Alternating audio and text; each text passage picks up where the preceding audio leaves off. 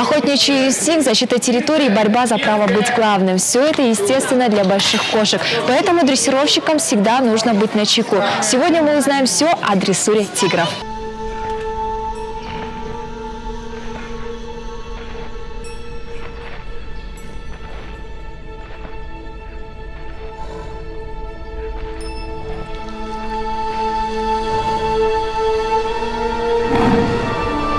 Крупные тигры в цирке – излюбленные объекты для дрессировки. Пару веков назад укрощение действительно достигалось страхом, потому как этот номер в цирке является самым опасным. А вот на арене в окружении превосходящих сил противника Артур и Карина Багдасаровы главные. Каждый из них рассчитывает только на себя, на свой характер, умение и выдержку.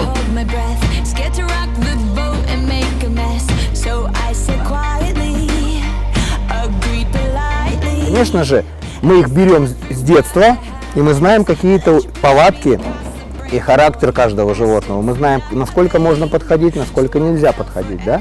Если бы мы взяли взрослого тигра, он бы нас не знал, и мы бы его не знали. Это было бы сложно. Как и многие цирковые, дети дрессировщика Багдасарова росли на манеже. Когда они стали постарше, им разрешили участвовать в представлениях.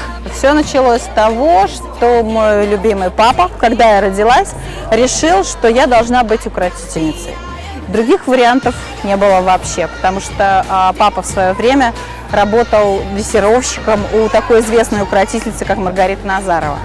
Он, конечно же, решил, что я должна быть такая же, как Маргарита Назарова. Естественно, что я первая начала работать, потом уже Артурчик начал работать вместе со мной.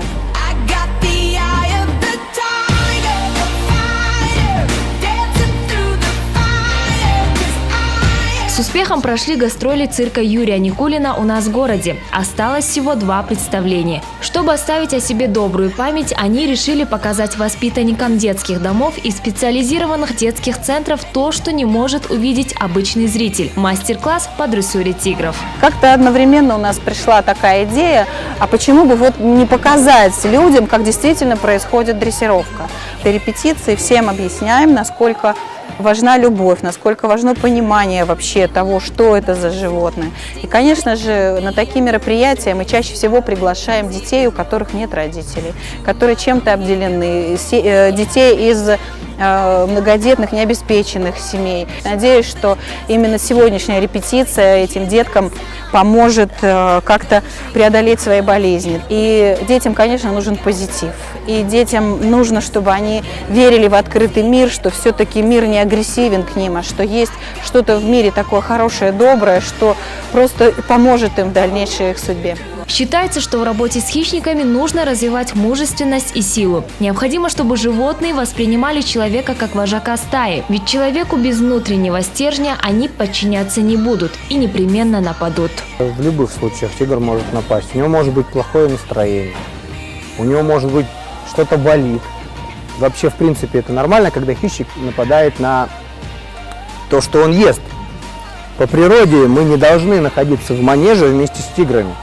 Поэтому нормально, когда тигр он проявляет агрессию и может даже напасть. Карина и Артур рассказали, что в то же время дрессировка должна быть гуманной. Большим кошкам тоже нужна ласка. Тем более, что одной из важнейших задач дрессировщика является подавление природной агрессивности зверя. Вы знаете, вообще тигры – это моя любовь. Да? То есть это животные, которые я безумно люблю, и я прекрасно себя чувствую. То есть бывают даже моменты, когда у тебя нет настроения, у тебя что-то болит, еще какая-то канитель в жизни происходит. Ты заходишь сюда в клетку, смотришь на эти милые морды, и все. И ты понимаешь, что жизнь прекрасна, все хорошо. Вот здесь, вот на этом пятачке 13 метров, я себя чувствую в большей безопасности, в окружении 10 своих полосатых котов. Я себя чувствую в большей безопасности, чем вот вне сетки. Карина и Артур, продолжатели династии Багдасаровых, смогли не только сохранить семейные традиции, но и поднять искусство дрессуры на новый уровень. Сегодня на их представление трудно достать билеты. Их с радостью ждут в любом городе. А вот в нашем любимом Бишкеке они будут до 8 апреля. Не упустите эту возможность.